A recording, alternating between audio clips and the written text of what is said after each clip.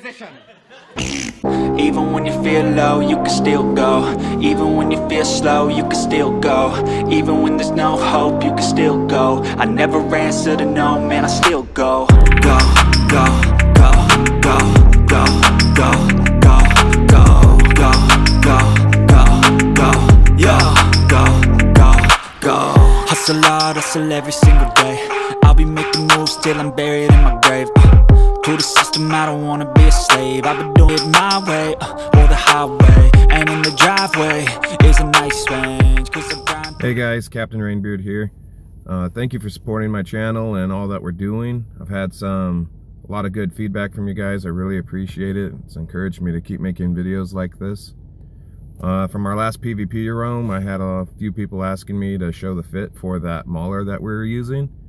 Before I get into that, I want to share my skills with you. Skills are really important to fits like this, and I've trained pretty heavily into cruisers, so my power grid might be a lot higher than some other people.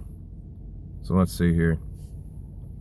First off, we come down to engineering. The most important skill for power grid is going to be your engineering, and you see that all my cruisers, I got 555 engineering. That last one gives a pretty substantial amount to power grid, and it lowers the power grid requirement for medium high slots.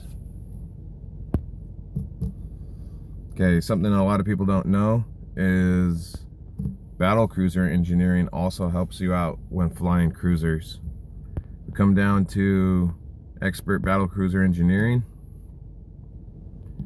and right here you can see that even though it's a battle cruiser engineering, battle cruisers and cruisers both use medium weapons. So by training up your battle cruiser engineering, you can save some power grid on your medium weapons as well, and get a little bit more fitting out of your ship.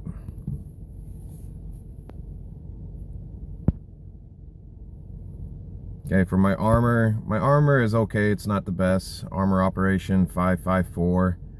And I haven't put too many skills in.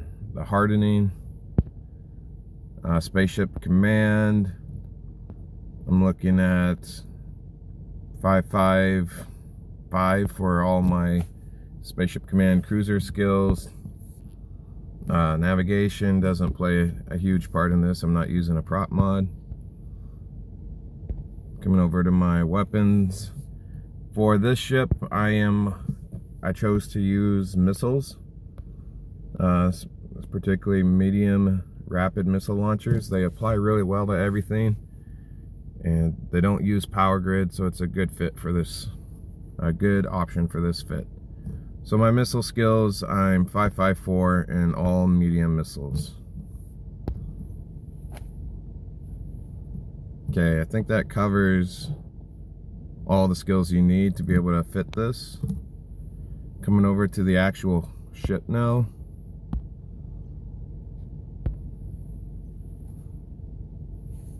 Alright, so I was trying to fit this mauler to be fun, effective, and stay on the cheap side. This fit is under 100 million when completely finished. Up here at the top, we have our Republic Fleet medium rapid missile launchers. Okay. With my skills in this module, we get an effective missile range of about 20.5 kilometers. That's not bad. You do run a risk of somebody being able to kite outside that 20.5, and if they could break your tank and stay outside there, then there's just not much you could do. This is a fun fit, but it definitely doesn't beat everything. But you know, it's cheap enough that it doesn't really matter. You could get some really expensive kills without losing a lot of your own ISK. Okay, with those 4 medium missile launchers and our Mach 7 drone, we have 255 DPS. I know that's not a lot, but it does apply well with the missiles and the drone. You're not going to have any misses. The only thing you need to worry about is their velocity. That's about the only thing that can negate your missile damage. For the mid slots, we only have 2 mid slots on the mauler. I know a lot of you know I like to play with my newts, but for this fit, no prop, I wanted as much chance as possible to keep a hostile ship within range. So I opted to go with interruptive stasis web of fire. You could put a Navy one in there if you'd like, and then a Federation Navy warp scrambler. The goal here is to have them land at 0 on you by either camping an acceleration gate or manipulating them in a way that they'll land within your scrambler and web range. That's going to give you the best shot of holding them and getting a kill. If they don't do that, I've seen a lot of people to just fly straight into brawl range without knowing how you're fit, and you'll get a few kills that way as well. All right, looking at my low slots here, this is post patch, and I still like to run the 3 medium batteries. So they did nerf the battery a little bit. They made the reactivation delay 90 seconds. I think it was 75 seconds before. So we are not completely stable anymore with our 3 batteries, meaning there's going to be a little bit of a gap that we can't run all our modules. It's still really good though. They first wanted to make it something like 180 seconds. I'm glad they didn't do that. I think that would have completely busted batteries and made them worthless. But with 3 here, it's not as good as before, but still pretty awesome. Okay, I'm running my C-type adaptive invulnerability, or my armor hardener. And then my rep is going to be a C-type large armor repair.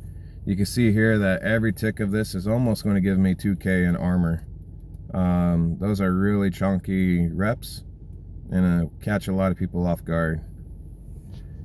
Looking at my power grid, you see it's almost completely full. All right, my power grid, I'm using 1185 out of 1210. So if you can't get up to 1210 power grid, don't lose heart. You could maybe lower the meta on some of these modules or install some auxiliary power grids. I don't have a core on this fit, trying to keep it as cheap as possible, and honestly I just don't have a core. Looking at my rigs, okay, I'm running a Nanobot Accelerator 3. I picked the accelerator because I'm used to flying shield ships, and the activation time without the accelerator of this large armor rep was just so slow, and it was bugging me. I didn't like waiting for the end of the module to get my armor repair, and then the reactivation time was pretty slow too. So I put that on there to speed it up, make it a little closer to what I'm used to with large shield repairs. I didn't do the math on it, so someone tell me if you get more armor from having faster ticks of your armor repair in conjunction with the auxiliary nano pump.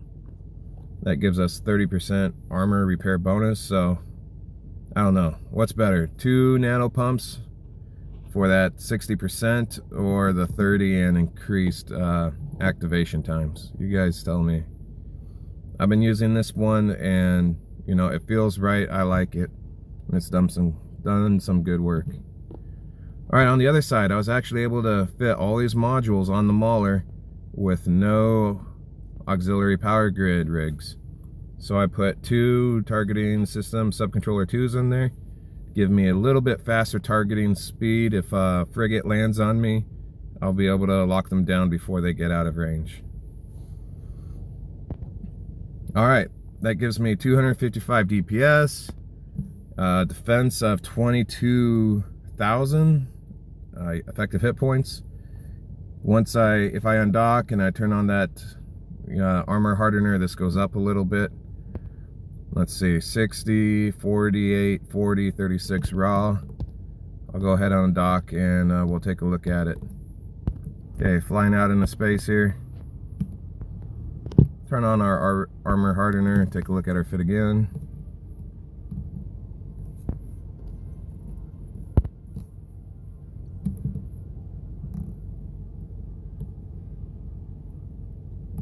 Yeah, you see our effective hit points have gone up to 27,000, and now we're at 72, 64, 58, and 55 for resistance.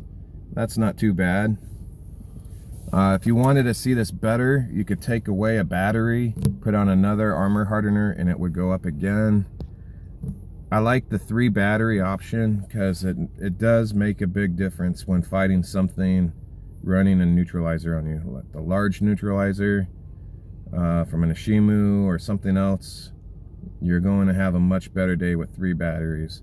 If you're not worried about being neuted out by an enemy, you could drop a battery, put on another hardener, or maybe even an afterburner. There's enough power grid on the ship to fit an afterburner with 1 dropped battery. So I still like using the 3, even post-patch. It's won me a couple really good fights against Ishimus and other large nuke ships.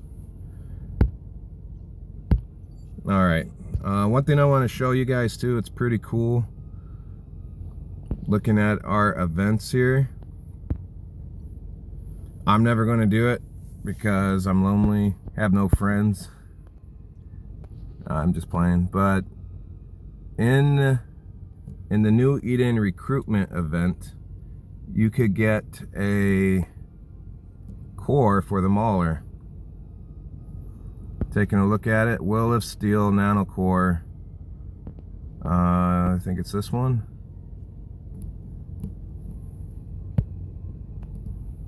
Frigates and cruisers. Coming over here to the Mauler. Will of Steel Nano Core for the Mauler. The real killer on this is 21% to armor repair for a base stat. That is absolutely insane. This thing already gets really good armor reps. If you manage to get this Mauler Will of Steel core, it will make this little ship completely broken.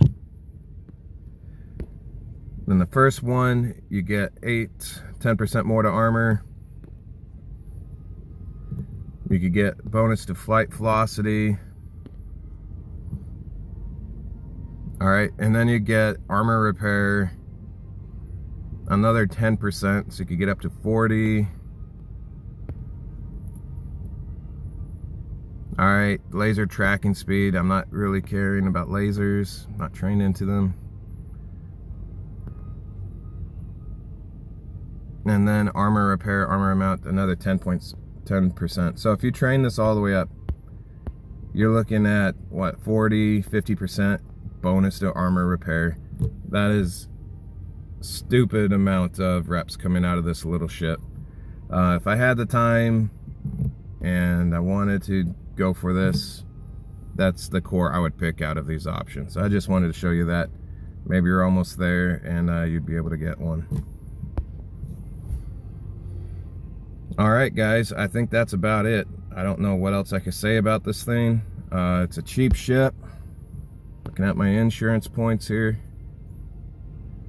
Okay, estimated insurance is 96 million, costing you 74 insurance points. That's not bad at all when you're killing, you know, multi-billion Cinnables and Garmers and all kinds of other stuff. So I hope you enjoyed it. Let me know in the comments what you think. As always, like, subscribe, and give me a comment. I love to hear from you guys and just, you know, share the sea stories of New Eden. Fly solo, have fun, and I'll see you out there.